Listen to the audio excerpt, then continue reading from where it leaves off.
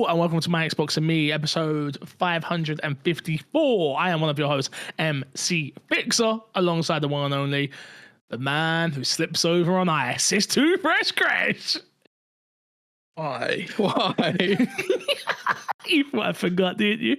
No, I knew you didn't forget. I knew you were going to say it. Crash got beat up by ice, everybody. Does it make Crash you happy? got beat up Does by that make you ice. happy, Fix? Does it make no? It doesn't. No. Let's be serious for a moment. No, it doesn't make me happy that you got hurt. It doesn't. No. Don't want to laugh.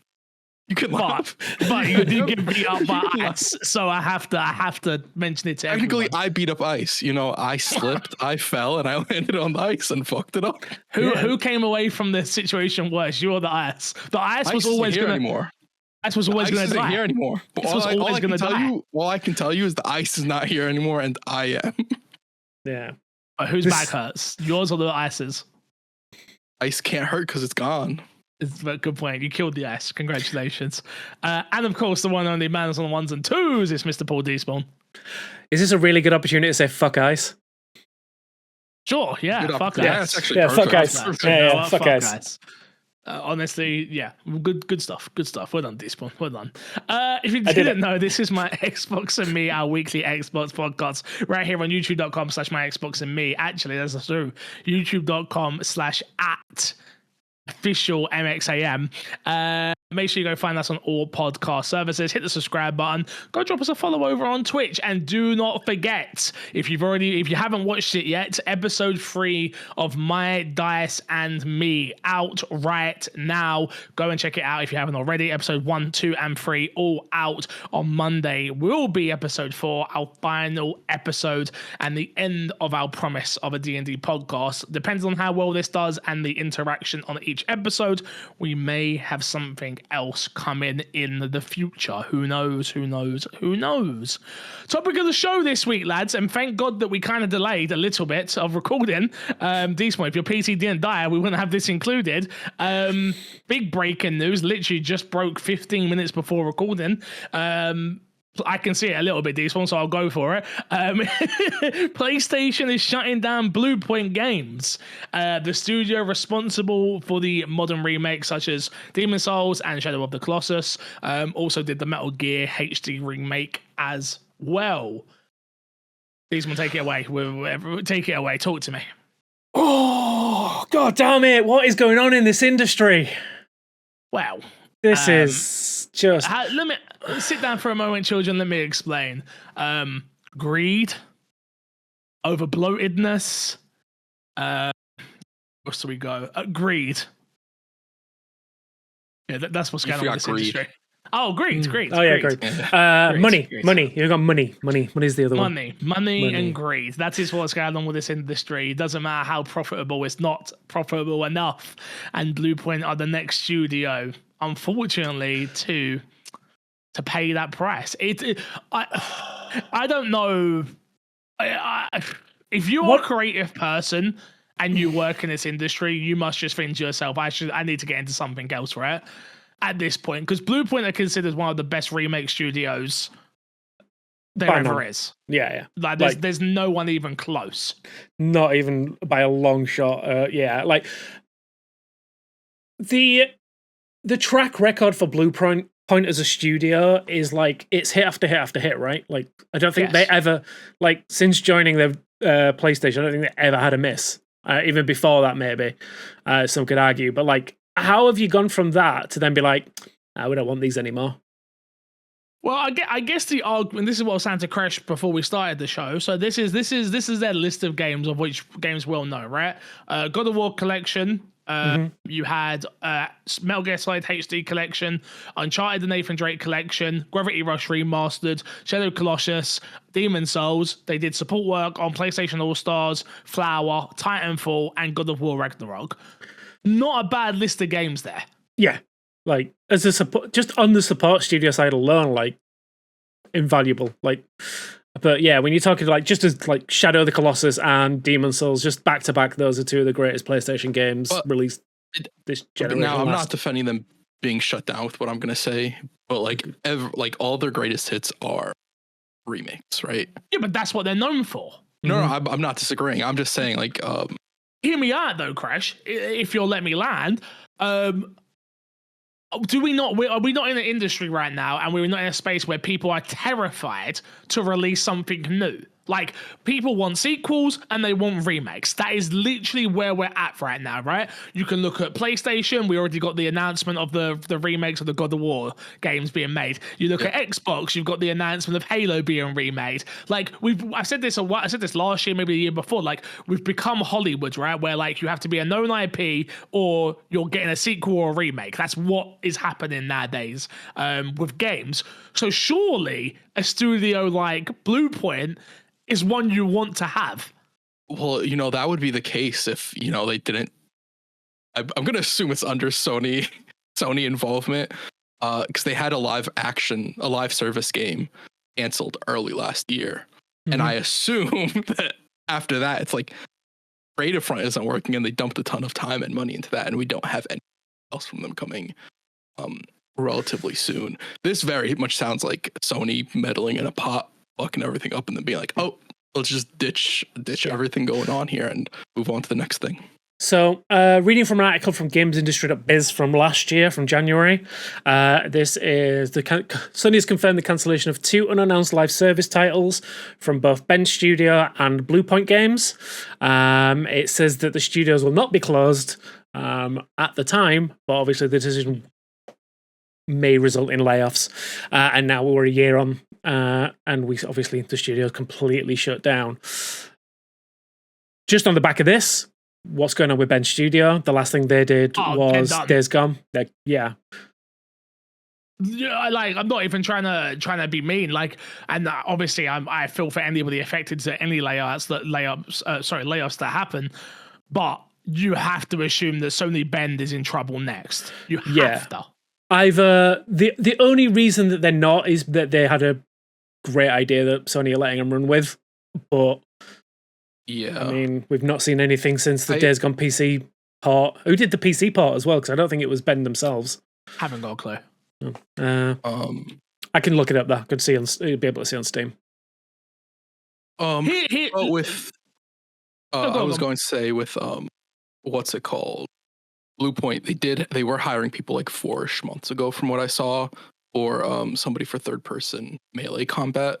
So I'm assuming that whatever they were working on, Sony just saw it and was like, this is not it. So you'd have to hope that Ben is actually working on something that can sort of keep them afloat, at least for their next game to come out. Like they're hopefully. Yeah, hopefully. And I'll take it back. Ben Studio did do the port to PC. Okay. So yeah. My thing is, 6 years is a long time to not release a game.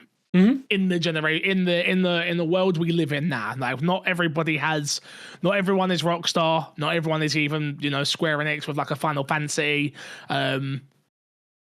Ubisoft with obviously with Skull and Bones, and then before Skull and Bones now Beyond Good and Evil. Like, obviously they haven't got that type of money to bankroll ideas. Clearly Sony do not, and they must have looked at what's being made or not being made at Bluepoint and gone, yeah, this is it, it's done.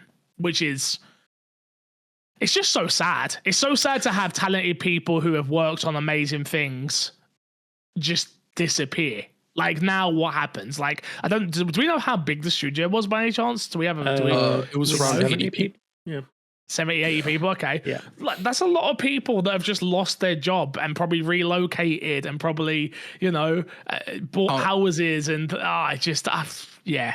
How many of them will no longer be in gaming whatsoever? So like a portion of that talent will just be out of gaming. Go get an office job. It's just even sadder in that perspective, right? That's 100% it. Yeah, it's just like every time I see this story pop up, like not just this studio, but like any studio, it's like it's the talent that you lose. It's the generational talent that you lose as well. Like people who've been in the industry for like 20, 30 years in some instances.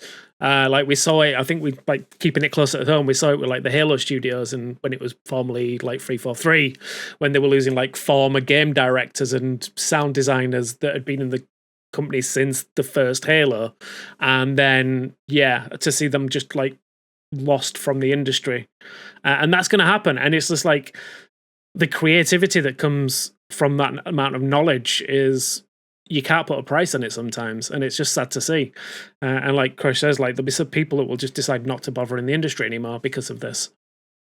Oh, without a shadow of a doubt. Like, if you would have said to even me as a, content creator, or, I know you're an editor now, Despawn, but like if you would have said start now, I would have been like, I don't know about that, man. Like, all I'm hearing about is like, fire here, fire there. And the problem is, obviously, we live in a world where there is a lot going on right now. Obviously, AI is coming in and taking over a lot of people's jobs. I'm not saying that has anything to do with this studio or story at all, but wouldn't surprise me if there's something out there that exists and they've got the tools that go, okay, well, we can lose this many people and still be able to create a certain element of things. It's sad. It's sad where we're at right now. I'm super, super sad for our industry. And I think that's the bigger story here outside of just one studio in particular, is our industry is in dire need of money, clearly, because it's not making enough money, which makes no sense because we're hearing about profits left, right, and center. So it's not adding up. It's not adding up. So I think I had like an epiphany on this one, and I don't know where I read it, so forgive me if I'm just stealing somebody else's idea, but obviously the ideal, like everyone can kind of pinpoint what happened. It was like COVID era, everyone at home, a lot more people looking for entertainment indoors. And I think what happened is like a lot of investments happened in the gaming industry. So like outside money coming into the gaming sphere, thinking like, oh, we're seeing the profits that are here, we want a piece of that pie. And now they've come in, they've spent the 5 years waiting for the profits to emerge. But in that time, obviously everyone started going out, profits are kind of dwindling a little bit. So those investments are happening anymore. And the companies are like, well, we still need to get the money from somewhere. So it's like lack of investment, lack of profits from like the wider sphere. And it's just like, yeah, those kind of things are compounding. It feels like, and now we're in the state where we are, where like they've spent all of that money, but they need to recoup it somehow. And the first place to recoup it is by firing everyone. The people that, got people interested in the money in the first place. Yeah. Here's a question for both of you. Mm-hmm.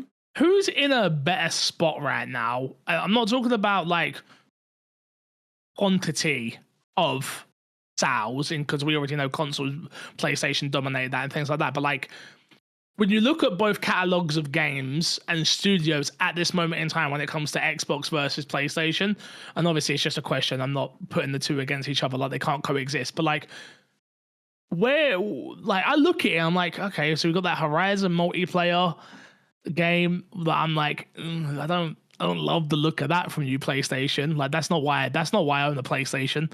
That's not what I want from you. And then I look at Xbox and I'm like, okay, they're finally going to be putting out some games that I actually care about, with obviously Forza. I wouldn't say I care about Halo, but Halo does have me more interested than it ever has, being a remake of a game that I didn't get to jump on the bandwagon for.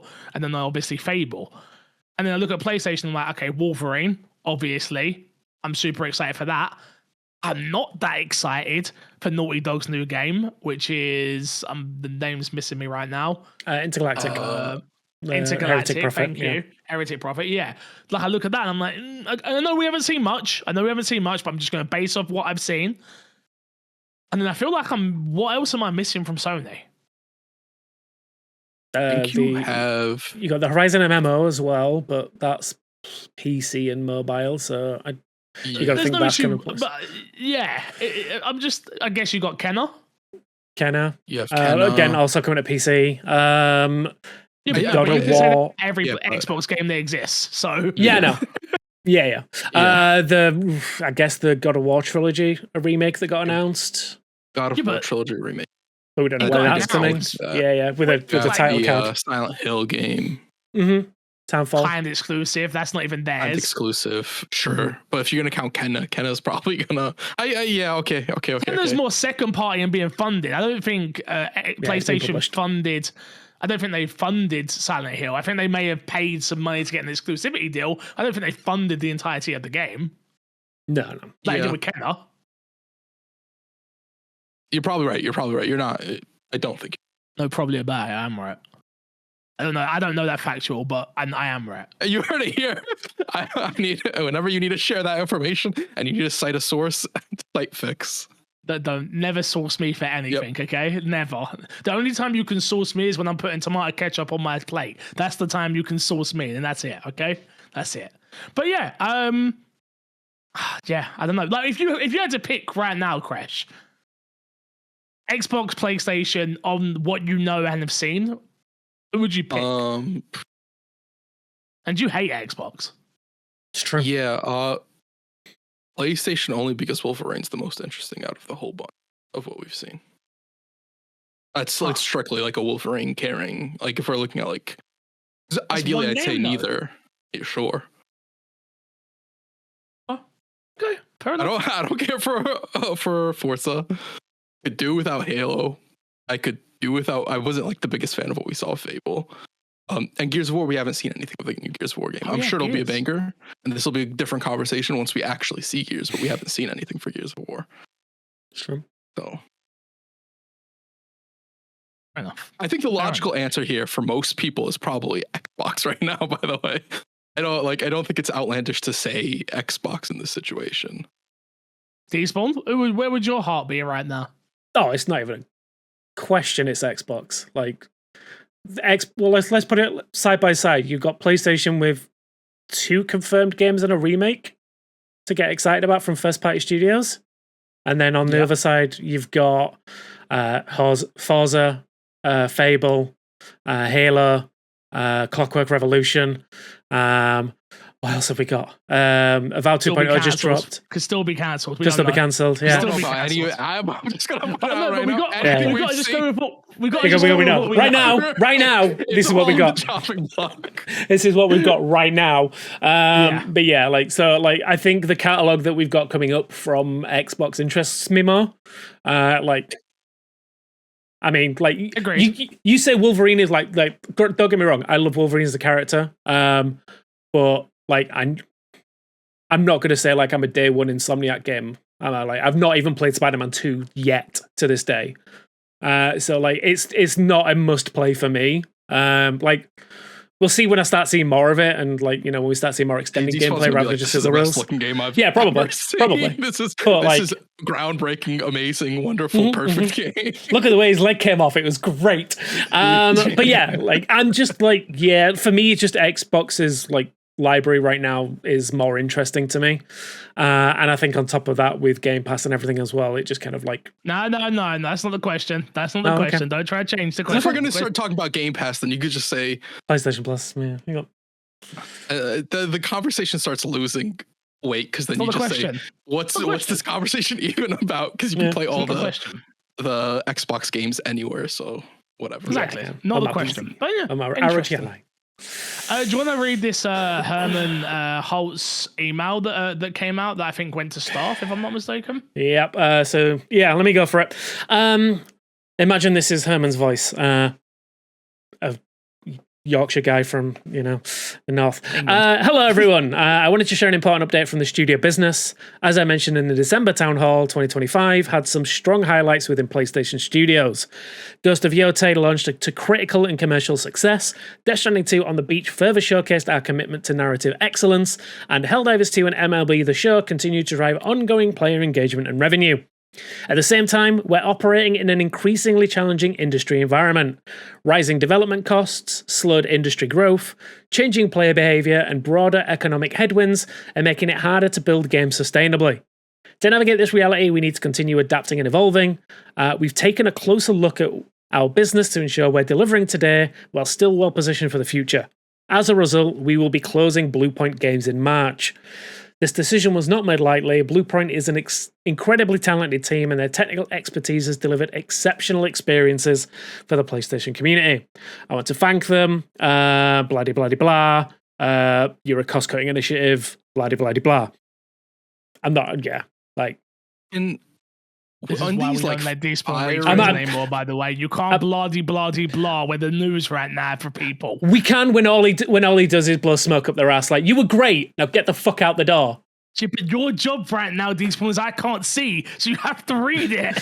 I mean, I've just read it. I just paraphrased it. It's fine. I mean, I can finish. It says off here. Bloody, bloody, blah. You can't read it, but it says Yeah, that's not my bloody, fault. bloody, blah. Yeah. It doesn't say bloody blah. For anyone wondering why I'm not reading out articles today, I got dye put into my eyes today, so I can't really see everything. It's very, very, very, very blurry. I have to get very close to the screen, so that's why. But don't worry, I won't be asking Despawn anymore because he bloody blahs the important emails. So don't worry. I'm sorry. We literally got an email, a thing saying this the other day, talking about how we need to say the name of the title properly, and you're hitting them with bloody blahs. Right, what do you want me to say? Here we go. Bluepoint closing. Whoever's listening, we're talking about Bluepoint closing right now. Yeah, Bluepoint is closing.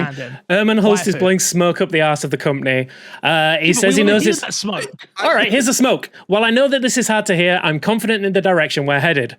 Creativity, innovation, and building unforgettable experiences for players remain at the heart of PlayStation Studios, for those that left. We have a robust roadmap for fiscal year 26. No, you don't. With much to look forward to in the months ahead. Thank you for your hard work and continued support. Best, Herman Hulst, CEO, for now, Studio Business Group. I really want the people who write these emails and make these statements or whatever to stop with like, here's all the good stuff we've had happen lately. Here's all the profits, all the revenue. Like, it's just such a slap in the face to then be like, well, we have to reevaluate our plan going forward. And there's a specific like phrase here that is yeah, we know. Yeah, blah blah blah blah blah blah. Yeah. Where is it? Slow industry growth. I think that's a little bit of a concerning thing of like, that goes to the heart of like what a lot of, I think the bigger companies especially are struggling with, is like they're expecting the market share to expand and they're expecting more money to come in. So they pump into it, hoping to get more out. And that kind of goes into what Despawn was saying as well earlier. And that to me is like, you're mining, like it's like you're playing Minecraft and you're mining for diamonds down somewhere and you never end up getting to the diamonds or some shit like that, right? It's nonsensical to a degree. And I feel like that's sort of like a industry-wide situation right now.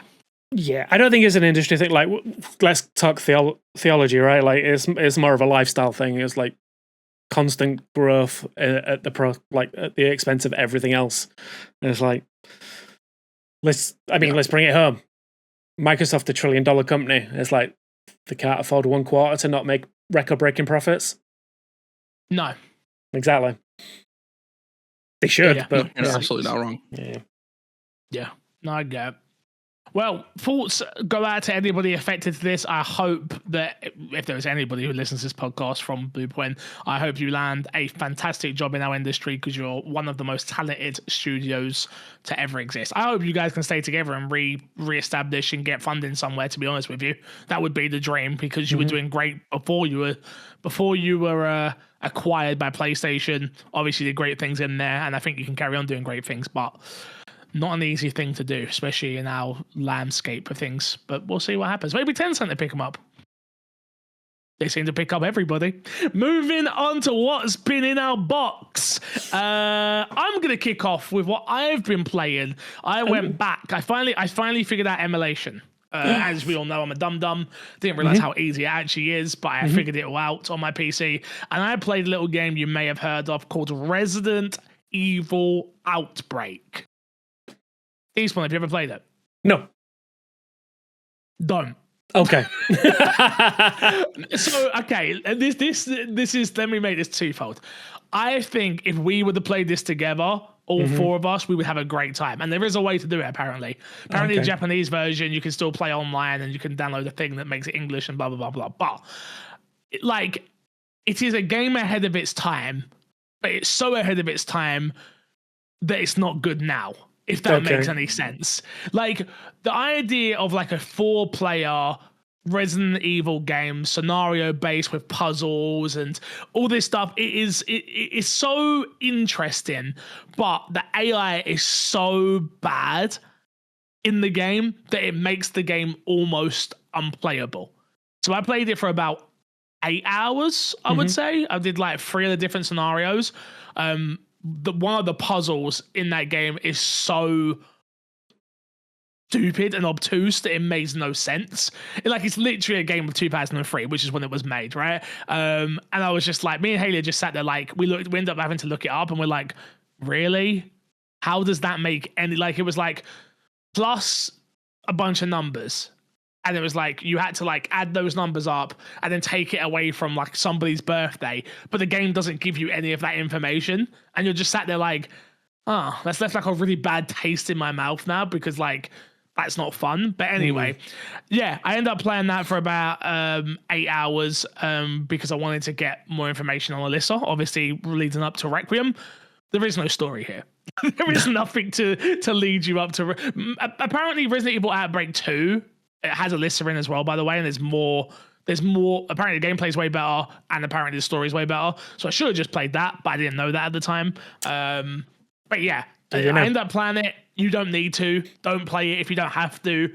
Even if you're a hardcore Resident Evil fan, you can just play it if you're a collection and never play it. Is this a read of the Wikipedia article for the plot? There's a YouTube video I watched instead. Okay. You stopped. Okay. All the use. I literally stopped at the end of scenario 3 and was like, let's just watch a YouTube video. 20 minutes done. I was like, I can't do this anymore. It was so bad. Yeah, so bad. What was you gonna say, Chris? Will you play Outbreak 2? That's a no. That's such a fake fan. no. Fake fan. Fake fan. No, I would again if I would play it with you guys. I think it would be hilarious for us to all to play, and Chris picks up the key card that we all need and then runs away or some bullshit like that. Classic. And we're trying to find him across 4 different floors. Like I can see there being fun to be had there, but playing this game single player, never again. No way. Yeah. What I will say is I'd love a remake. With I think good AI. like a modern day, well, not even with AI, because we'd have people to play it with now, right? Because it would be there'd be servers and things like that. And it just annoys me that we got games like Resident Evil Resistance, which was like the 4v1 Resident Evil game, and then the other verses. Like it's annoying that we got those 2 games when they should have just used all that money, all the resources, and they should have just made a remake of Outbreak. To be fair, no, every single time they've done a co-op game, people have done nothing but shit on the co-op experience. That's not true. 5 and 6. Oh, I shit on 5 and 6. People always talk about how 5 is not great co-op. No. The AI specifically. The AI is awful. If they make Outbreak again, they still have to make it with AI. They still have to, yeah. But I think AI is better now. We're in a much better place now with AI than. Trust me, Crash. I've got this girl called Cindy, and she's awful. Like when I tell you she's awful, she's awful. She sucks. Okay. It ruined my experience. So I played that, and then I played a little game, you may have heard of it, called Rayman 30th anniversary. Hashtag ad, hashtag sponsored, all that stuff. I'm doing it for Ubisoft as part of my job. Bloody hell, that game's hard. I got destroyed. Oh my god. Like I thought, oh, okay, the game's hard, yeah, sure. It'd be a piece of piss. It ain't gonna be that hard. There's a rewind. They put a modern day rewind feature in there, so you can just like rewind. And I was doing that, hoping that chat would notice. They started counting how many times I did it and how many deaths I had. I think I had to ask them to stop at one point. I think it was at 104. Yeah. That game is so hard. Yeah, like all the old games were. It's a game of its generation of like, oh, I wasn't just bad at games as a kid. I'm bad at games now. Like, this is so challenging. But it's a good. I do enjoy Rayman, and I forgot how much I enjoyed Rayman. It's cool to see all the bells and whistles they put on that remake. You can play like the Jaguar version, the Microsoft DOS version, the Game Boy version, the Game Boy Advance version, which I did play a couple of them for work. And yeah, it was really cool going back and seeing it played. People are having a few moans and groans about licensing on the game because unfortunately I don't think they could get a couple of the songs have changed, which is a shame. But at the end of the day, if you can't get the license, you can't get the license. I highly doubt that Ubisoft cheaped out on not paying for the license. It was a case of probably not being able to get it. I would have thought But that's just my thought process. It doesn't ruin the experience of the game at all. But I can understand from a nostalgia perspective, if you're used to hearing something and then you don't hear that. Like I always said, if they did that with Resident Evil, like I think I would have, if they changed the Resident Evil save music or the when you enter the LSPD, you know what I'm talking about. If they would have changed those sounds dramatically, RPD, thank you. Fake fan. I would have been pissed. So I'm a super fake fan, honestly. Yeah. Just like 8 hours of Outbreak. Awful. Yeah. I get it as well. Like the amount of love that it seems they've put into this. Like with all of the extra levels and, you know, behind the scenes stuff and things like that. Like, I can't imagine they've just gone like, it's not worth the effort. Like, I'm sure they put the effort in to try and make it as authentic as possible. And just, it wasn't possible at the time. Here's the thing. Pay musicians to make original music. Don't use licensed music anymore. Sometimes licensed music makes it so much better, though. I mean, I say that out loud when we're always talking about GTA and how great the radio stations are and stuff. Well, that and Burnout and Need for Speed Underground and Def Jam Icon, and there's so much. Like, it's also so difficult. You'd have to imagine to be like, to know how to talk to an artist of like, this is the game and this is what we want you to sound like. And this is da-da-da-da. Like, you need somebody who really understands music as well, on top of the different genres, because you're probably not going to want to do just one genre. There's that job sounds like actually like a really not the easiest thing so to they do. get the big bucks. That would take years as well. Worth it. Imagine like GTA, they didn't license any of their music. They ended up going to, I'm just going to throw names out here, but they went to Ludacris and was like, hey, we want you to make an original song for our game. Cool. £1 million. Like, you know, this type of money that's going to get thrown about. Even me, like this, I've got songs like, and I could make GTA music all day long, like rap music or whatever. I would be trying to charge Rockstar out the fucking arse if I could. Like, you know, like there's no one who's going to come to rock, like come and I'll give you a good deal. Yeah, like, I'm not Rockstar. Yeah, no problem. You can have all of my music and perpetuity to sell it, moving on forever for 10 grand. Yeah, no, that doesn't work for me. Funny enough, and even 10 grand would be a lot if you. Let's imagine that you're building out a whole radio station of 50, 60 songs. Different stations, minimum. I think probably 10 stations with different, you know what rock stars like country. There'll be a radio show of someone talking. Like, it's gonna be real interesting. It's gonna be real interesting. I think we're going off on a tangent, but I think Cyberpunk did it really well. Yeah. So they did exactly that, but they got bands to make original songs for the game. So it was still in their vibe. How much? I don't know. How much they get paid? Yeah, it's a good question. I know some of them were like... also look at that contract of like, do the artists still own that song? But I bet they do. Use it whenever they want. Yeah. Well, not even that. Like, they probably made they probably made it, and they might have got it for 20 years. It's not now. Isn't the issue? It'll just like look at it, Rayman, right? Future, it's not now. This the issue. It's in when I'm gone, and they go and remake the game in 60 years, and then like. That's then passed on to my kids. Like, hold up, we own that. You don't own that. You owned it for 20 years. You don't own it for perpetuity. That's where it gets very, very, very tricky. So yeah, music is complicated as well. People do not understand.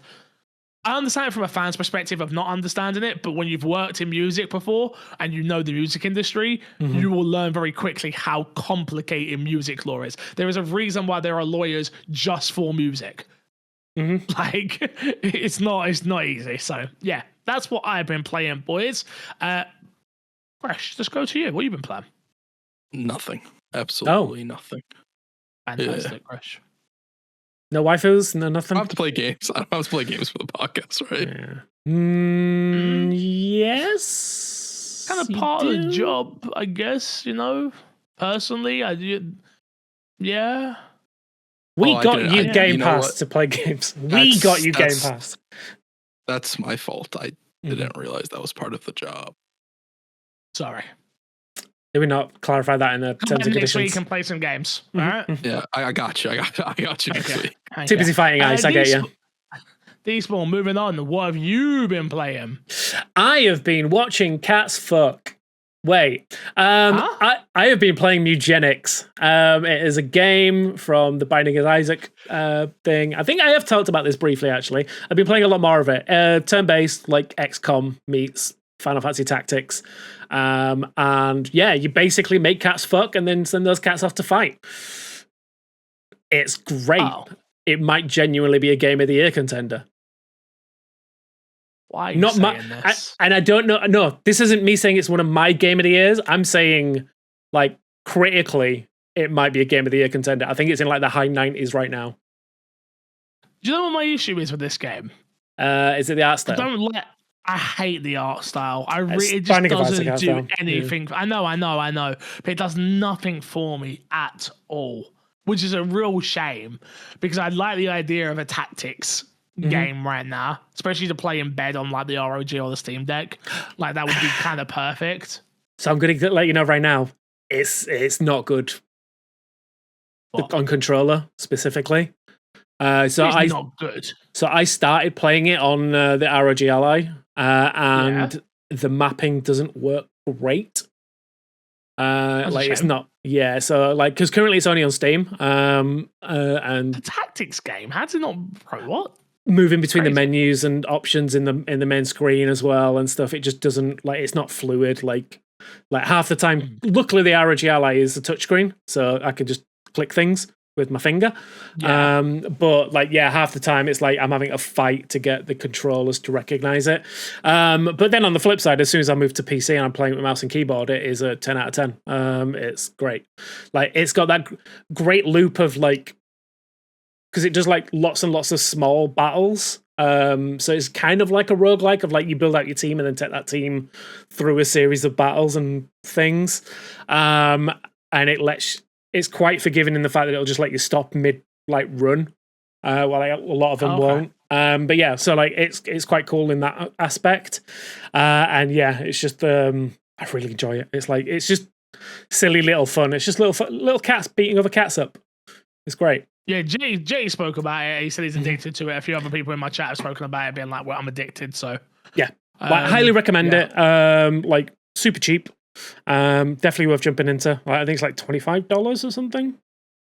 Yeah, I think it's like £16 to buy right now. Yeah, over here. So in fact, click on the thing and tell you exactly. It is £22.49. It's currently 10% off. It's $24.99 as normal.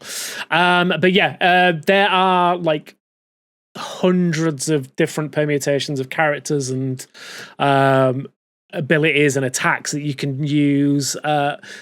You can use team up abilities. I have a really good ability where I could use a character to warp behind an enemy, and then I could use a second ability which would then move the nearest end player on my team to me, so I could gang up on people really fast. And you can use different abilities together, and yeah, it's really cool. I really enjoy it. Other than that, I'm back on Ark Raiders. I jumped in for the so I jumped in for the shared world event. Really having a lot of fun with it again. So I jumped in it just to grab some footage for a work thing, but then I spent 4 or 5 hours just playing it in the evening when the baby got to bed. And yeah, I'm back, guys. I'm back. I'm almost to my expedition. I'm almost done it. I think I'm at the level 5. I'm trying to get enough to sell right now, and then I'm good to go. Yeah, I'm getting there. It's going you well. Want to do the expedition? Yeah, kind of. I want to lose all the levels. Do you want to? Have to redo all that. I mean, that's what stopped me wanting to play the game, to be honest. So here's the thing. It's the thing that's making me want to play it, because what I've done is obviously I've sold pretty much every item that I had. And now I'm at that position where I'm grinding to get base level stuff again, to get stuff for bandages and shield recharges and things like that. And I'm actually really enjoying that, because I think it's more fun now where I'm I don't have to be as discerning about what I'm picking up. I don't have to only picking up certain things. I'm I'll just grab everything again, and it's fun again. And yeah, it's been a lot of fun. And then obviously they seem to have upped the special events that are happening around the maps. So they made the matriarch event is pretty much always going on one of the maps. So it's always cool just to see the entire I guess the entire server just going against the matriarch. Everyone's super helpful because there's no XP from killing people. which is really cool because with the new shared world event. And yeah, it's been really fun just watching people. I had a really good moment last night where I was like, I need to get some Leaper parts to get an upgrade. So I was like, I went into a thing and I fought a Leaper, but I ran out of ammo. So I was in like a building and I was just running in and out of the building, hitting it with my hammer. And then I was like, I've got no bandages, no shield recharge. All I've got is a hammer because I've run out of all my ammo. And then out of nowhere, a shot came off and just like blew it up because it just like destroyed this thing in front of me. I was like, brilliant. Yeah. And the guy just came running up and was like, can I just have one leg? Like, yep, take it. And then, yeah, he just ran off on his way. It just left me with everything else. And then, yeah, and then I came up and we went to get the lift and another guy was there fighting a Rocketeer. So there's me, this other guy, and this new random, just all three of us trying to take out a Rocketeer. And yeah, it's like, man, that game's good. That game's good. It's good. It's good, right? Come on, it's good. Oh, no, it's great. It's great. So the new event is PvE only?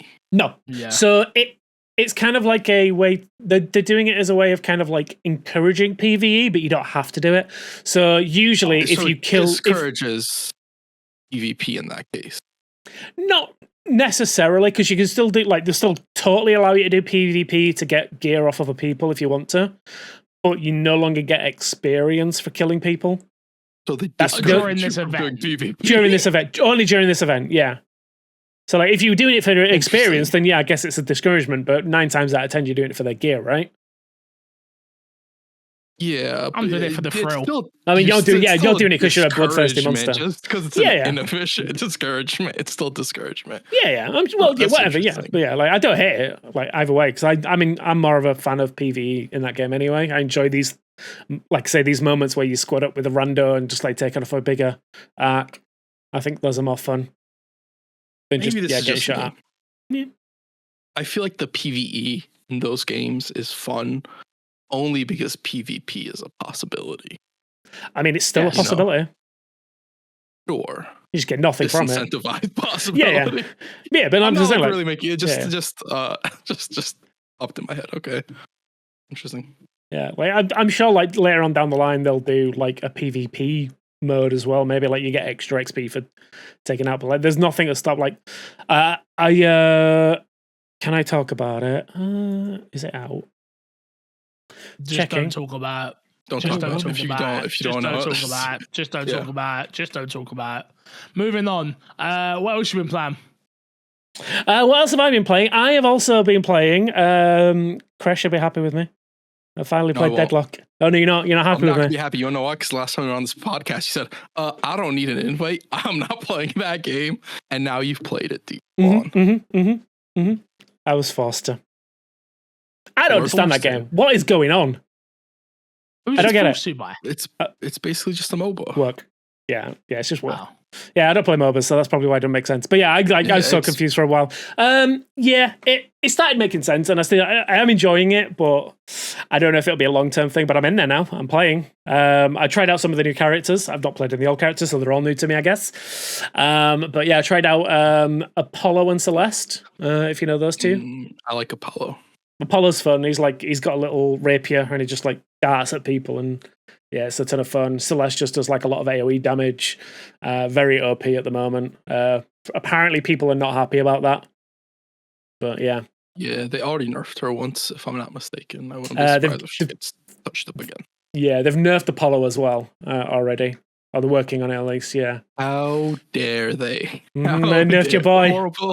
Horrible.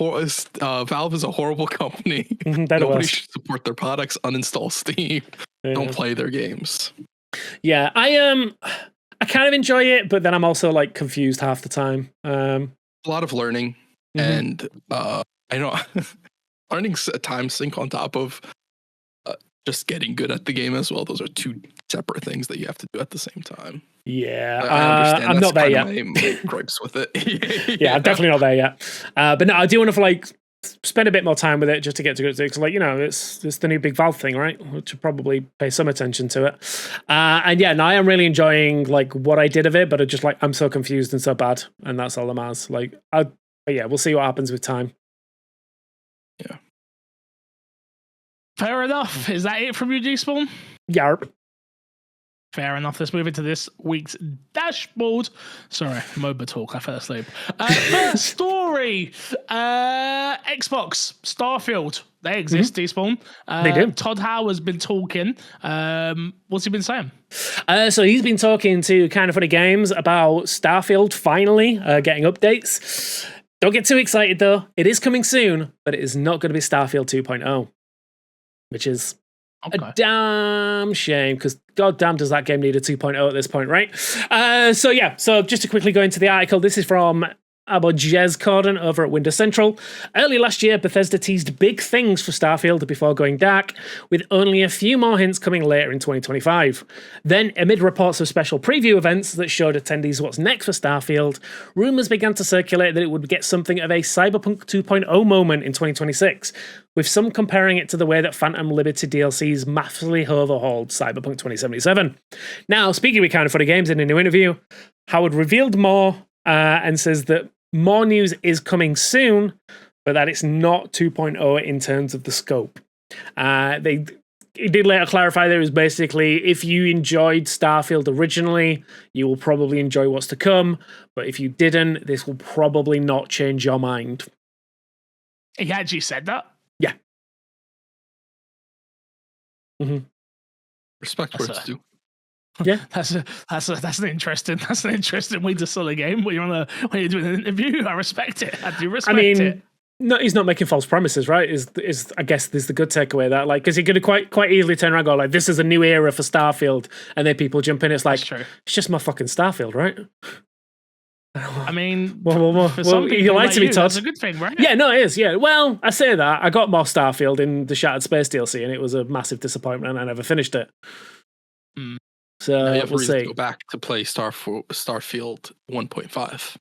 Yeah, not that's true. Not 2.5, just 1.5. Yeah. So maybe jump in for finish that space. Maybe they make some improvements to that. Like, I'm interested to see what these changes are going to be. Like he says in this, like there wasn't a preview event last year that some people went to, but obviously embargoed up the wazoo. I don't know. I can say without a doubt that I didn't go. I never heard anything about it. I don't know what was part of it.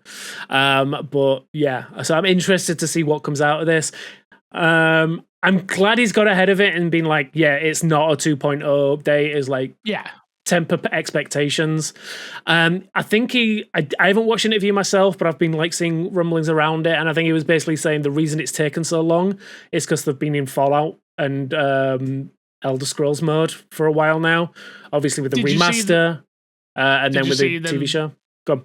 Did you see them saying? Sorry, did you see them saying about how like don't expect Elder Scrolls 6 anytime soon as well? Yeah, I saw that and I was like, huh. Well, that's interesting. That's an interesting thing to say. E3 still existed when Elder Scrolls was announced. Yeah. So, that's all it is. I mean, anytime soon could be next year is definitely like that. When he says anytime soon, he means it's not this year, right? He means next year. No, Crash, he doesn't. No. They did say so. I think in the official announcement, or like after the official, like I don't know when it was actually. They said that like to expect Elder Scrolls 6 in like 2026 and beyond, and like, hey, 2032 is beyond 2026, right? Yeah. Jeez, don't even joke about things like that. Don't even joke like Realistically, that. when do you think we get the next Elder Scrolls? I'm thinking like 28, maybe even 29 at a push. Yes. 27, I would say 26. No, yeah, 28, 29. I agree. Yeah, because like I think again, I might just be pulling this out of my ass, but I'm pretty sure like there was reports that said that production on the game didn't start until after Skyrim shipped, and that shipped what, two years ago? A year, 2 years ago now? Starfield. Yeah, sorry. Yeah. No, so since Starfield shipped, so yeah. This is also a case of tools now. True. True. Right away. Mm-hmm. I think this is also a case of they probably, after Starfield's reception, want the game to bake as much as possible to put out the best possible product. And I think Microsoft's been very hands off with Bethesda, and I think they'll continue to be with this, where they like, we don't even want to.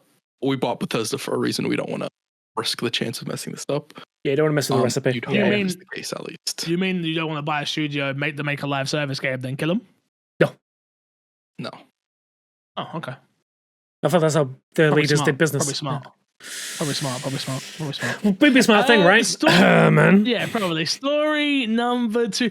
Bro, everyone's going to blame Herman like it's actually Herman's fault. Like, I just don't see it's Herman on his own sitting there Blame going, Phil. Just people like, blame. "This is what you're I'm doing." gonna Yeah, make I them know, do a but- live service game. Yeah. and then kill it, and then be like, you're fired. No, I just don't see it. Story number 2, Tencent. We've heard of them. Mhm. Apparently, they were quietly backing Highgaurd Studio, according to a new report, and there is so much to talk about here. Obviously, we all know what Highgaurd is, free PvP shooter that came out. Here's the things that I can list for you about Highgaurd right now. I think it's just dipped under 2,000 players. Mm-hmm. Their website no longer works. Mm-hmm. They were quietly backed by Tencent after claiming to be an independent studio. And last but not least, one of the Tencent members sitting on the board of the Game Awards. Yeah. It's not looking good for you, Jess. There's someone at my front door. I'll be right back to talk. Crash. So Thoughts? the thing to really start on with this is the whole indie aspect. I think a lot of statements they made even after the fact of like, now look at what's happened. They blamed a lot of like people being negative about the game, and I think there's some fair bits on there of people being negative.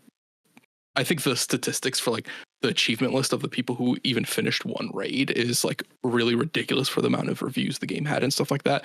I think there's some validity there, but most of that is like, okay, cool, whatever.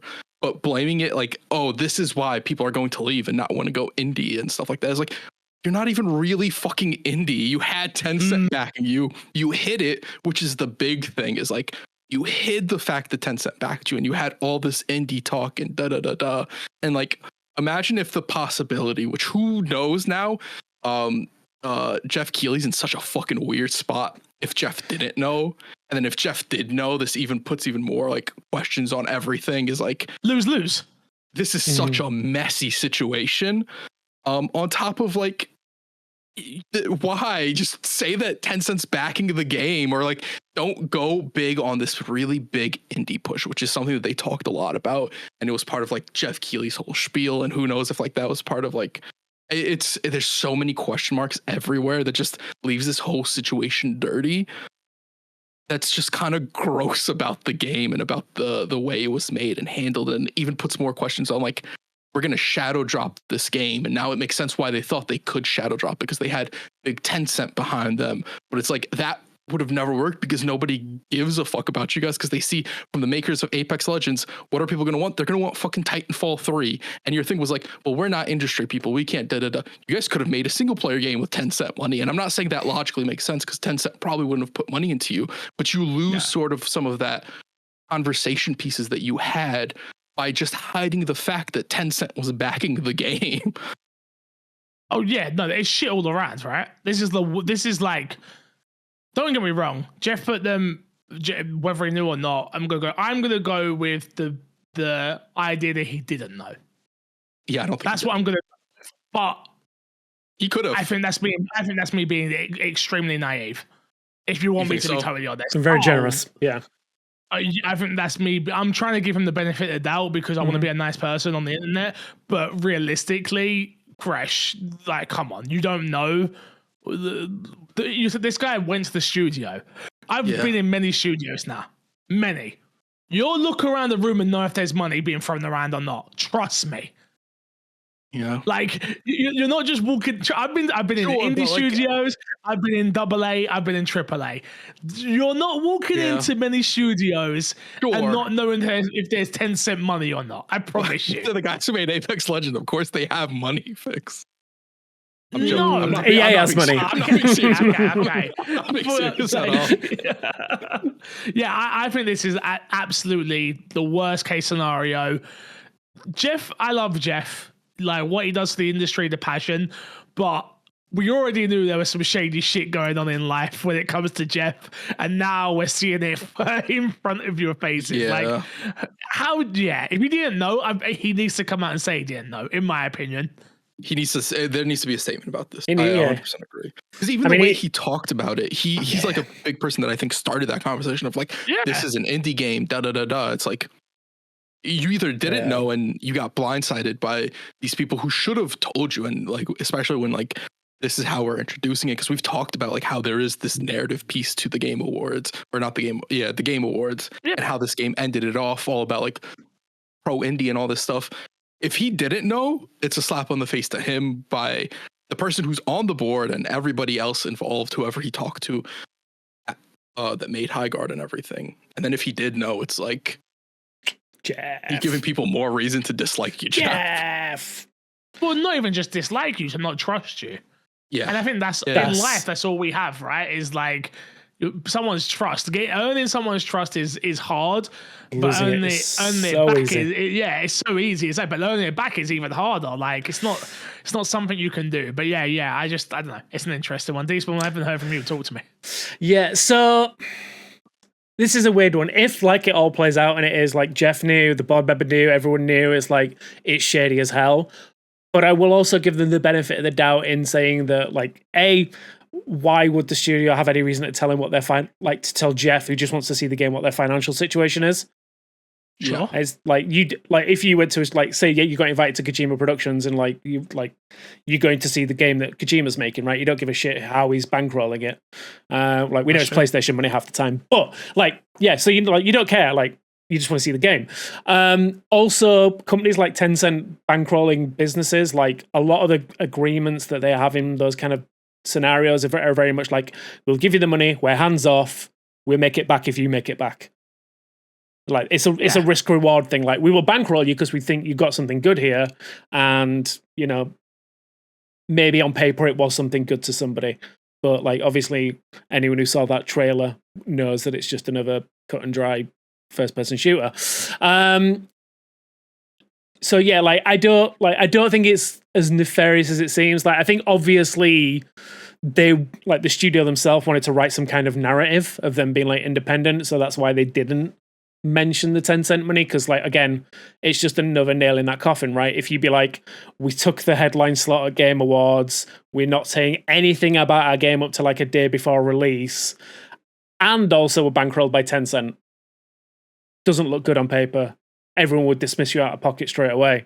So I could understand why they probably didn't want to shout that from the rooftops. But at the end of the day, we just had a conversation about studios getting closed.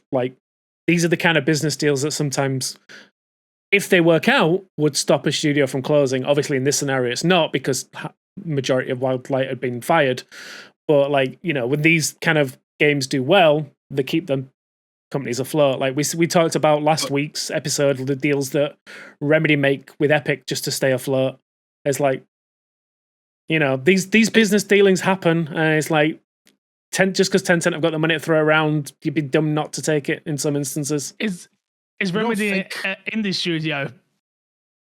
No, because they took it. I don't think there's a problem with them taking Tencent money. I don't think there's a problem with that at all. I think the problem comes to with how they shipped it, how they talked about it, because they talked the narrative around that game, and maybe they didn't exactly say it, but they definitely didn't say anything to sort of silence the narrative. Was that they escaped EA and were able to do their own thing. They went from EA to another EA, right? They went to another person backing them, helping with their money, helping with their game, producing their game and stuff like that.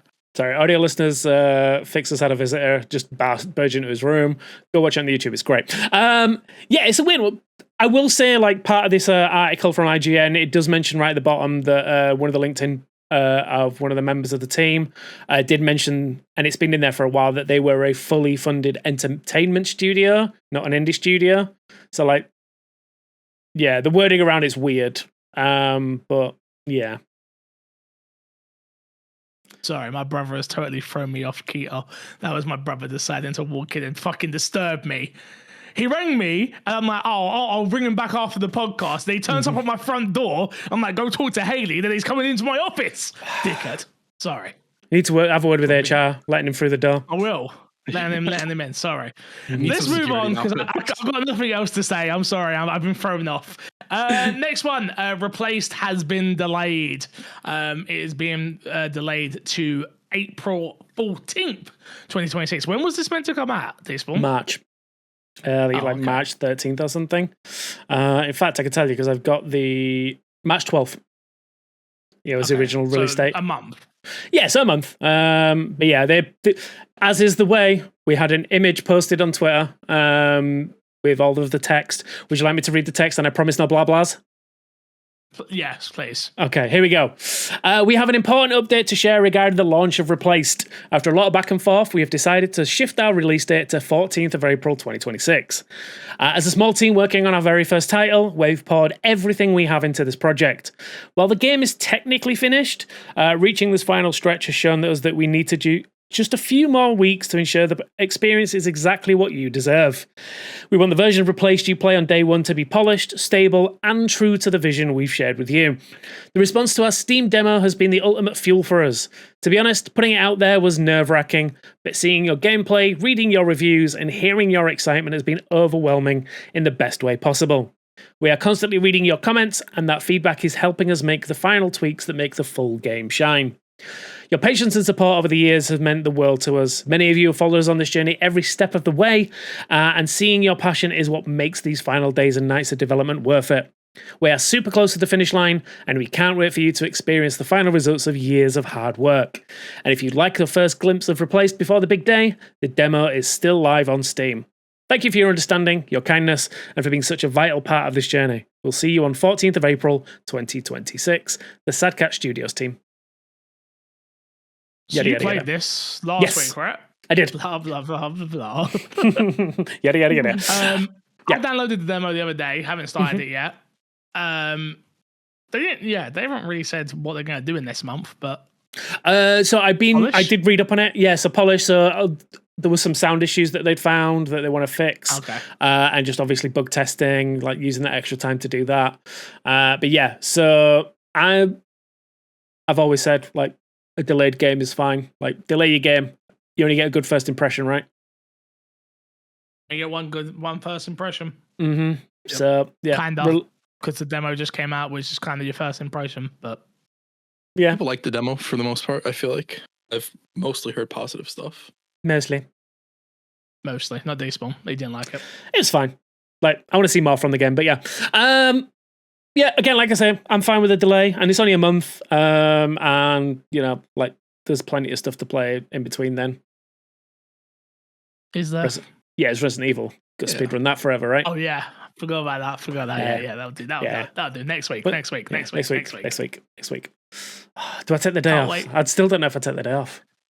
Yes, you take the day off. You guys can do a spoiler cast. Think about it. That's what I was about to say. The quicker we get that beaten, the quicker we can do a spoiler. That's you too. That's you up there, mister. At the top. We got to add to our ranking every Resident Evil. Mm-hmm. I can't remember the last one we did, actually. I think... controllers. I think it was consoles. Platforms, not Resident Evil Revisited. We did Revisited back in the day. Nobody even seen that. Nobody knows what I'm talking about. Yeah, okay. No one's even asking about you, bro. That video's not even coming out. We got to redo that. Ooh. Yeah.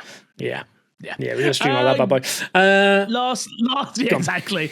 Last story this week. Gamepass Games. That's how you know it's a slow news week. Death Hollow. Nope. It's not Hollow. How? Yep. Ow. Thank you. It comes out February 19th on Game Pass Cloud, Xbox Series XS handheld, PC, Game Pass Ultimate Premium, and Game Pass PC. EA Sports College Football 2026 comes February 19th. Cloud, Xbox Series X and S. I'm not saying Xbox Series each time you notice that. Game Pass and Game Pass Ultimate. The Witcher 3 Wild Hunt Complete Edition, February 19th. Cloud, Console, Game Pass Ultimate and Premium. Real quick. Does that mean that we are getting that rumored DLC? Soon-ish. So maybe. I don't think we talked about it. Makes sense, doesn't it? Yeah, so I don't think we talked about it, but there was a news story that I saw floating around that there was an earnings call at CD Projekt Red where they were saying, like, we expect increased revenue in fiscal year 26 for new and unannounced reasons. And you got to think that an unannounced reason has got to be this DLC, right? A Witcher 3 DLC in 2026 is wild. Yeah, it is. It would be very. It makes a lot of sense. I'd be down for it for sure. I mean, I'm 100% down for it, but like, I just don't get a lot of sense because I want to go back, so it makes sense. Oh, that's why it makes sense. Okay. Yeah. Cool. Yeah. Moving on, TCG Simulator enters game preview and Game Pass on February 24th. Clad handheld to PC, Game Pass Ultimate Premium, and PC Game Pass. Dice a Million, February 25th. Game Pass Ultimate, Game Pass PC. Towerborn finally gets its full release, February 26th. Console, handheld, PC, Game Pass Ultimate, Game Pass Premium, PC Game Pass. Just so we know, this is so dumb. I hate this premium noise crap. I hate it. Final Fantasy 3 comes March 3rd. Cloud, Game Pass Ultimate, Premium, and PC Game Pass. And last but not least, last year's shunned game that should have been Game of the Year, says Matt P, who is also dead. Kingdom Come Deliverance, March 3rd. Cloud, PC, Game Pass Ultimate, Premium, and Game Pass PC. To clarify, it is Kingdom Come Deliverance 2. Kingdom Come Deliverance is already on Game Pass. My mistake. Kingdom Come Deliverance 2. I do apologize. No one's got nothing to say on any of that. Let's get into Guess That Game, Despawn. Hello! Hi, what do you want? Well, there's a whole intro that you do. Oh, yeah, the intro. You've ever, yeah. Come on, Despawn, please. I told you before we even started recording, I'm in a weird mood today. All right, so for those that do not know about Guess That Game, Guess That Game is the game show that we play within this podcast, where one of us, this week me, will pick a game, and the rest of these knuckleheads will try and guess that game with yes or no questions. You have 90 seconds to do so, and if you guess it, you get a point. If you don't guess it and you think I was legitimate with my answers, I get a point. And then you get a trivia question at the end, which will definitely not be made up on the spot. Nope. Never, always isn't. Nope. Points like this. Crash is currently leading with 6. I am currently second with 4. Matt has 2, and so does Despawn. Matt has also confirmed he won't be here for around a month, which means 4 weeks of no Matt. Now, Despawn, this gives you a chance. Gives you a chance. Absolutely destroy him. Okay, yeah, so here we go. All right, so I have my clock in front of me. There it is. Look there, the clock. Love that. Right. We're going to start with Mr. Crash and then Mr. Fix after. And the clock starts in 3, 2, 1, go. OG Xbox game? Yes. Oh, Xbox exclusive? No. Big publisher? Come back to that. Is there multiple games in this game? Yes. Oh, wait, in the game, no. Okay. Platforming game? No. Action game? No. Sci-fi? Nope. RPG? Nope. Top-down? Kind of, yeah. Does it have colors in the title of the game? As in any of the games, like sequels or any of them? No. I don't know exactly what you mean by that. We'll come back to that at the end. Do you create a character? No. You said it's a God game? No. No. Oh, is it a God game? No. 25 seconds. Narrative game? No. Story-based game? No. Crap. Pass. Sim of some kind? What sim? Oh god. Does it have a sequel that's on the 360 or any other generation of Xbox? Probably, yeah. I'll have to double check that, but yeah, I think so. That's time, but I'll let you ask one question each. Is it a city builder type game? Nope. I'm 100% stumped. Yeah, I'm stumped as well. Honestly, I got no clue. Top down, OG Xbox. Is it an RTS? Kind of top down. Just to clarify on top down, it's more of a bird's eye view, shall we say? So like, is it an RTS? No.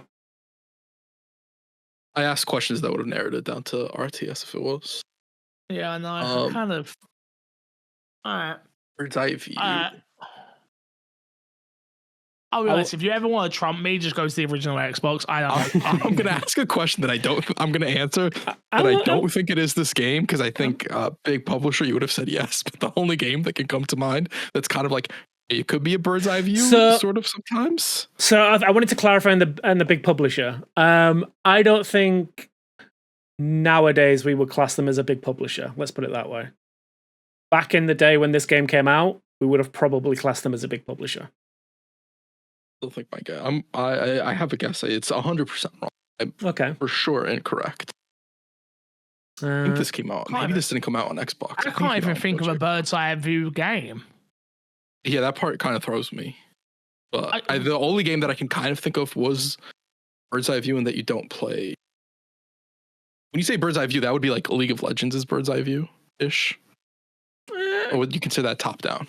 No, I consider it like a bird's eye view. No, I don't mind answering that. Like, you guys feel very stumped, so I'm feeling generous. I'll clarify things for you. That's not a problem. Bro, he's gone with some next obscure fucking game that no one's ever heard of, and I'm gonna be fuming.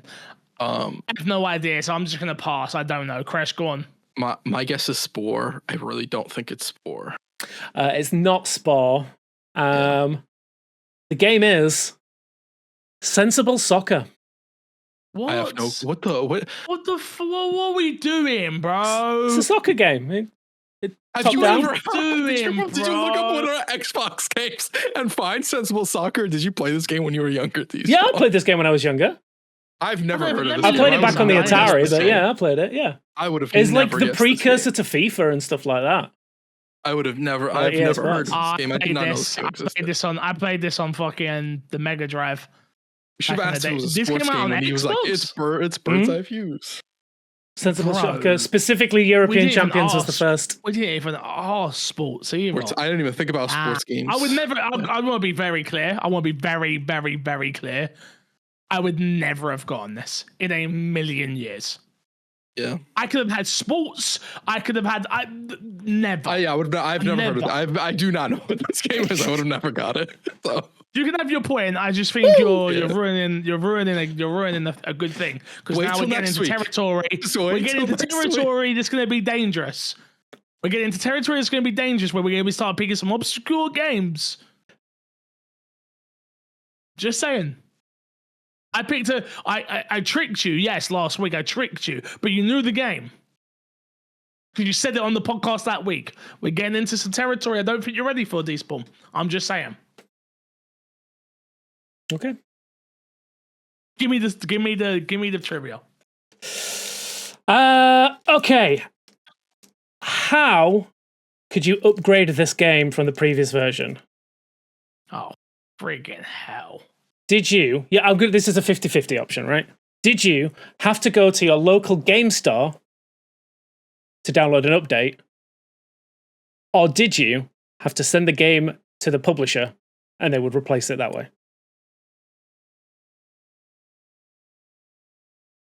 This is OG say Xbox days. Mm-hmm. Yeah.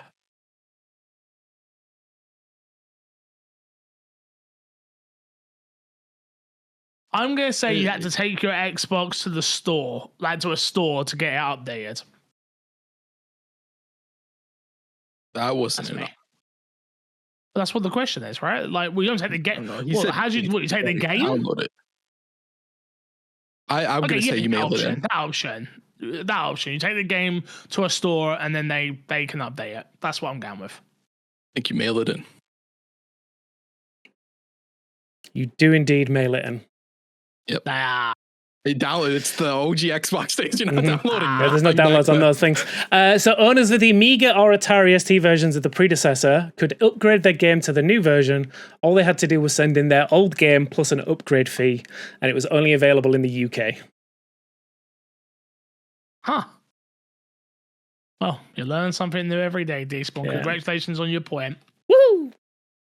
You now have 3 points, Christian at 7, me on 4, Matt on 2. Let's jump into Fix a Sack, because I think my brother is downstairs. Let's get through it as quick as possible. Please remember, you can email in myxboxmepodcast@gmail.com. This one comes in from Jay.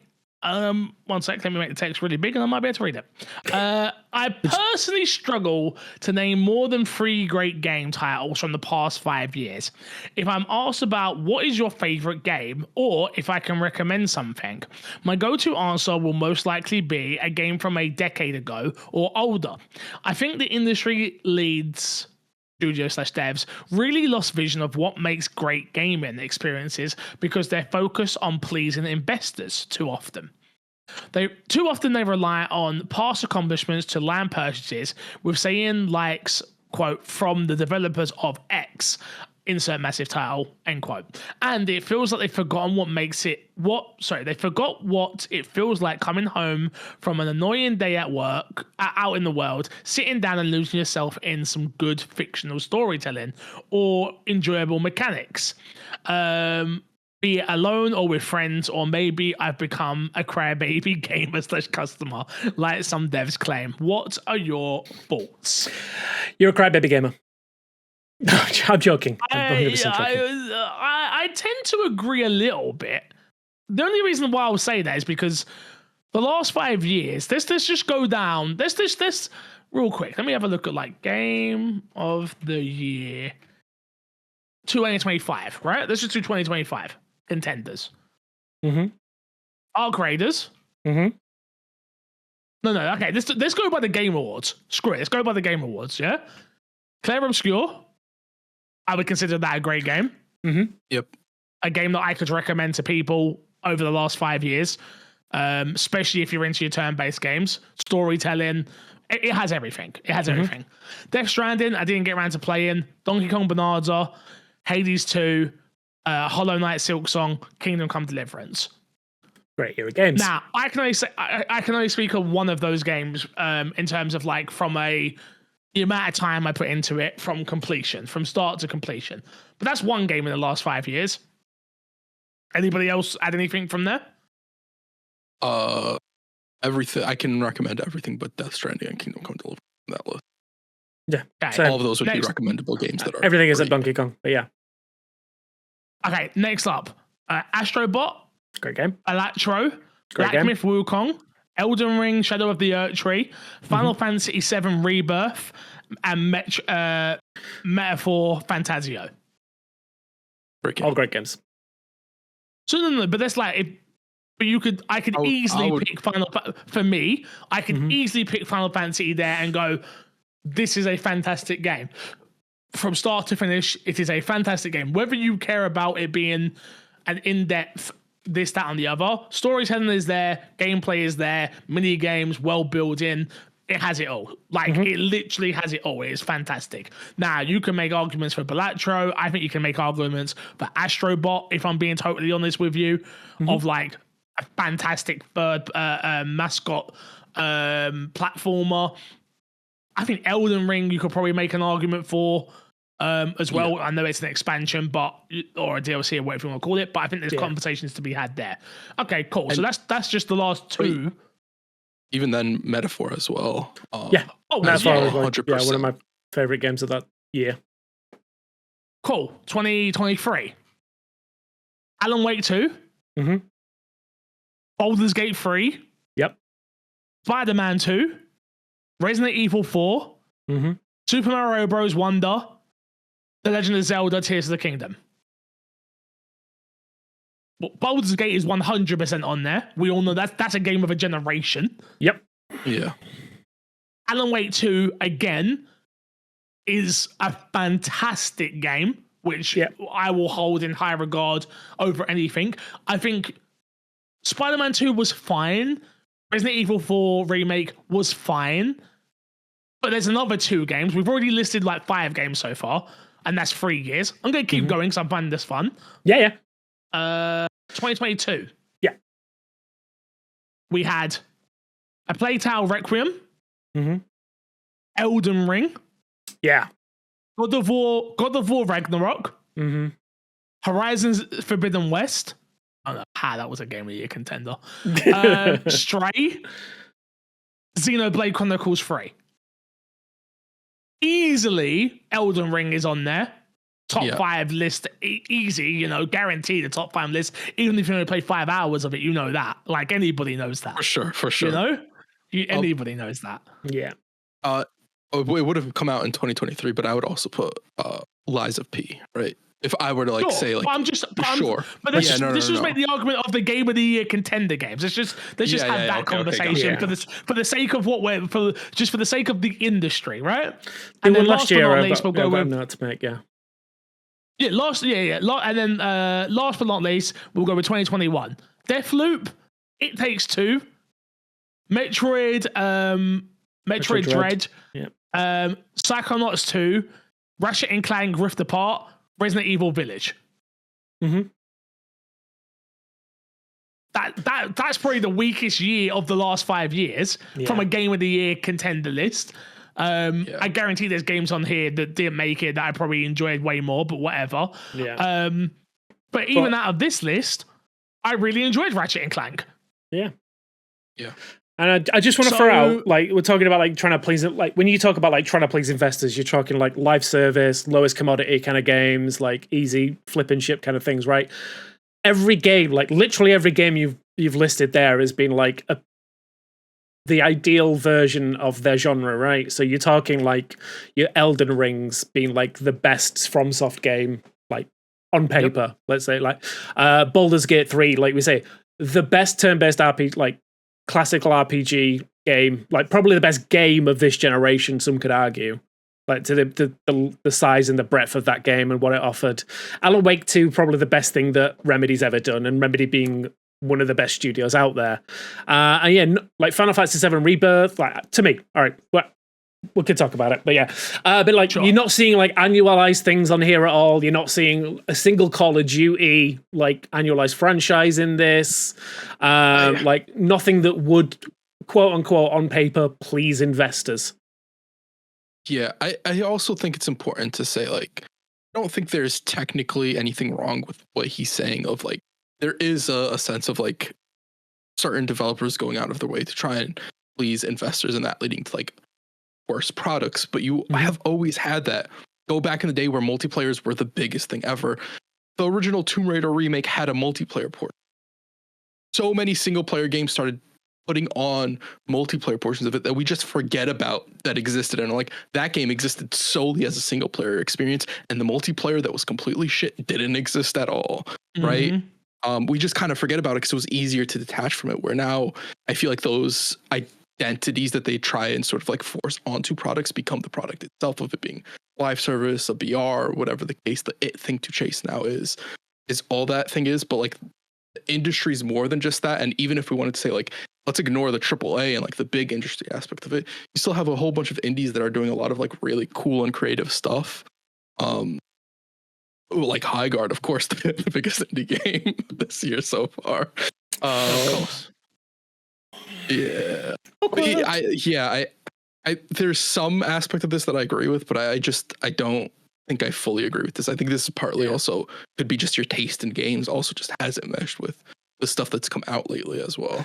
Yeah, I'd say by the way, I was just saying that was the generic top 6 games of the year, which we sit here on this podcast and never agree with, by the way, 9 times out of 10. So that's just me going off of the generic stuff. Like how many games that came and went that didn't make those game of the year lists that I would recommend to people, you know, like 100%. I do. When I look at you, I'm guessing you're saying Elden Ring, Baldur's Gate, and what's the other game that you would have liked? Elden Ring, Baldur's Gate, Terra Obscura. Thank you. Yeah. So, yeah, I don't know. Those are all big games. Yeah, I don't know. I think the argument is more great. Yeah, games. I think the argument for this is very much like there are games out there that will still scratch the itch that you're after, like the sitting down, just like immersing yourself in a story. But I think like we've talked about it enough times now, like the industry has become so precarious that people are trying to chase guaranteed hits, and sometimes it's those lowest common denominators that get pushed to the forefront. Also, when we were younger, we had a lot more time to to sit through the a lot of time shit. portions of games and like really fall in love with games. Like when I think of like games that I would have like recommended when I was younger that I wouldn't recommend today because I don't have the patience for the same type of thing. I'm thinking of like a Kingdom Hearts 1. I would never recommend Kingdom Hearts 1 today. But if you asked me when I was younger, I would have been like, this is a 10 out of 10 game. It is a revolutionary experience. You have to experience it. And think about like how many experiences are sort of like of the age that haven't aged as well. Whereas like there's probably games that younger people are playing, and some of them we've talked about like Roblox and stuff like that. I'm sure some of them are on Roblox. I've had my little cousins talk about like specific games on Roblox and things like that. That there are experiences like that out there, but it's like they're not for you as well. In part, you are aged out of the demographic for those experiences too, and you don't have the time because we don't have the commodity of time that we have when we were. I do. Brag about it. Always humble bragging. This MC Fixer guy just always humble brags whenever he gets the chance. But luckily he can't see, so he can't see me do this. I can see a little bit better now. I can see the 2 fingers now, not 4. Just to add to the list of games, like Infinite Wealth was 2024. Kids was great. We did Prince of Persia, Lost Crown, 2024. Marvel Rivals, whether it's your game or not. Space Marine 2, 2024. Mario Party Jamboree, 2024. Like, there's so many games that come out that you just miss as well. I feel like Helldivers 2, 2024. Like, I think you could do this for so many years. Survivor would have been last 5 years as well. No, what's that? Vampire Survivors as well. Yep.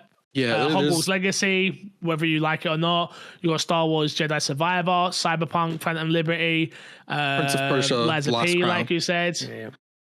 Prince of Persia. Blueprints. I was just gonna say Blueprints. Oh wait, Blueprints Dredge. Oh my god. There's so many. Yeah. Oh my god. There's so many games.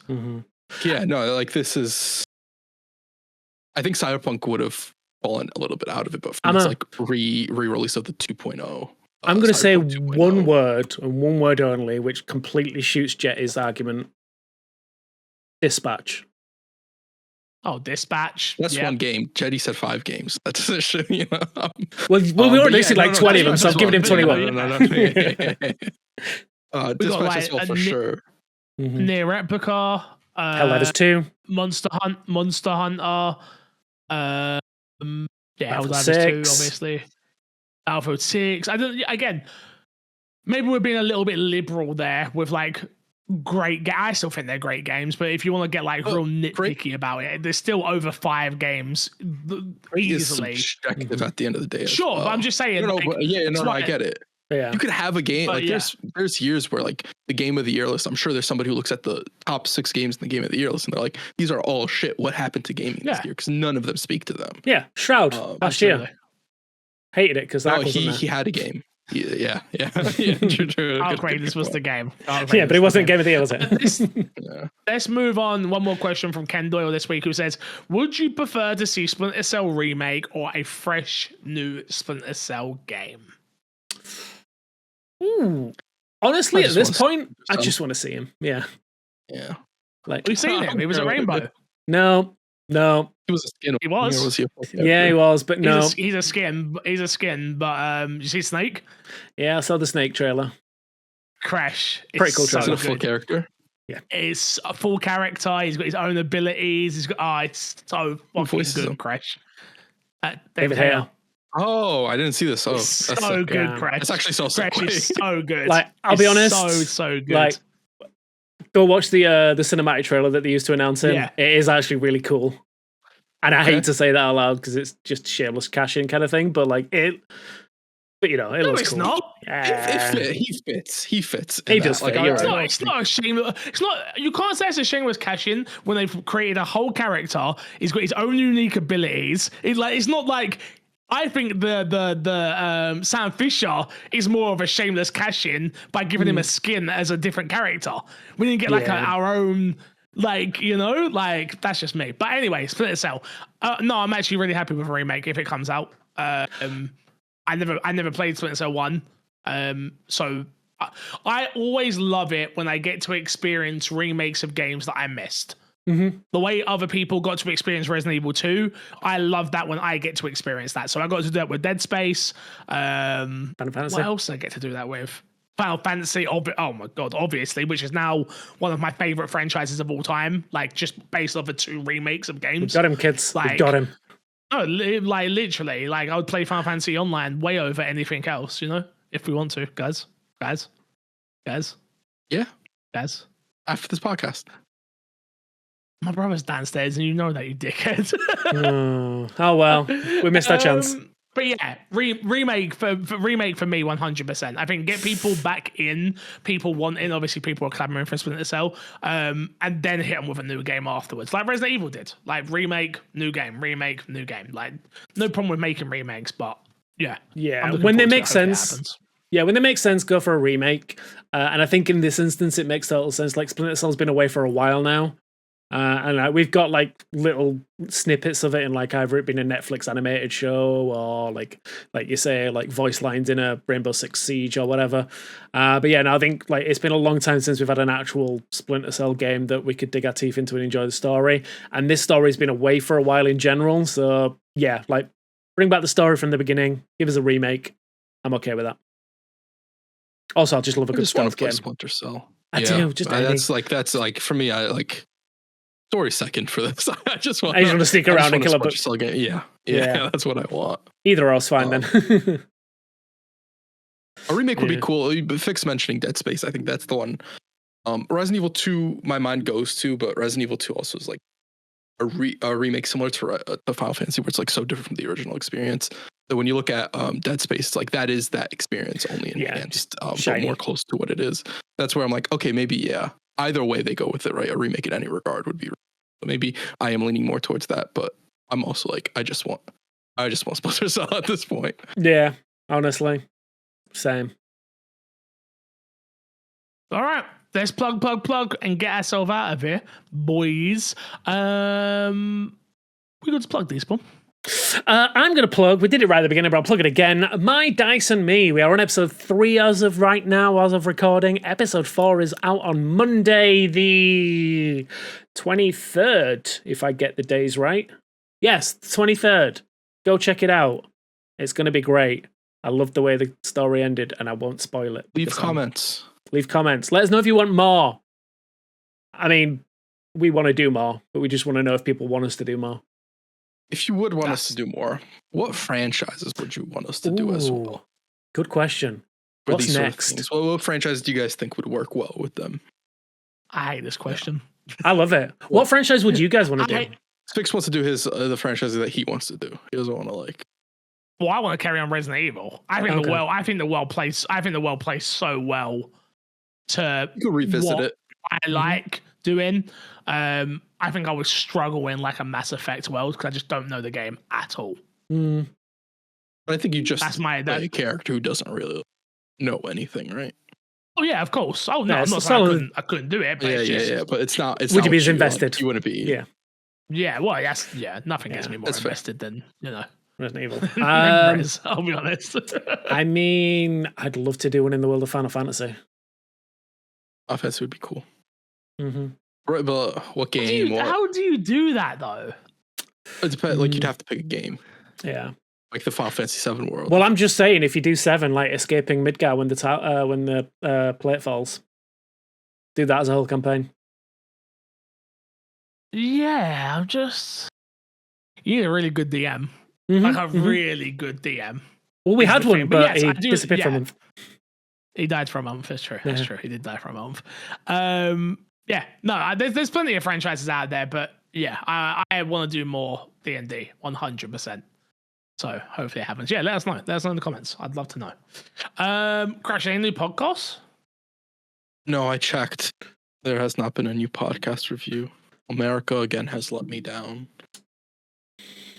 My fellow Americans. Yeah. First Falling on Ice, now this. Yeah, I mean, Crash, just to let you know, it's been 4 months still. Yeah. Since we got anything over in the UK. So I think reviews must just be broken. I guess that's what it is. Like you physically can't post them anymore. That must be it. Because surely our lovely audience would never fail us like this. That makes so much sense. Apple's clearly broken. I'm gonna check Spotify. Can you write written reviews on Spotify anymore? I don't know. I don't think you ever could. They added the ability to rate it, but I don't think they added the ability to actually write reviews.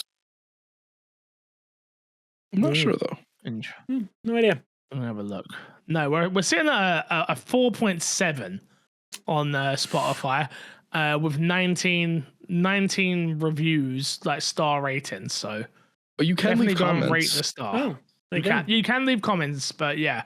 All right. So what we're saying is, So what we're saying is forget Apple. Apple are dead to us. No. 5-star. 5-star. So leave a rating. So what we're saying is, come to Apple, leave your 5 stars, then go listen on Spotify. Leave 5 stars and a comment there as well, telling people your comment should say on Spotify to tell people that come to Apple Podcasts to leave 5 stars. Then send me a Venmo of $50, and yeah, it'd be great.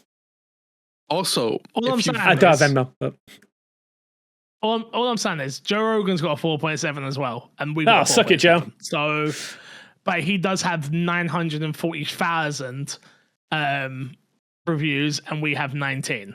Do we have any like weight gain supplements we can push? A more dedicated base here. If you've already kicked your nan down the stairs for the Apple review, I'm going to need you to find your nan again and kick them down the stairs again for the Spotify contest. Well, if you guys can just redo the whole situation. That's all bad for not letting beforehand, but yeah, it helps the show, What you need to do is take yourself to your local Apple store, and they've already got logged in phones. So go in there, take a picture of yourself in there, and go on every single phone in the store and drop her a 5-star review. Yeah. Perfect. Until next time, we'll love you, Leeville. See you later. Goodbye.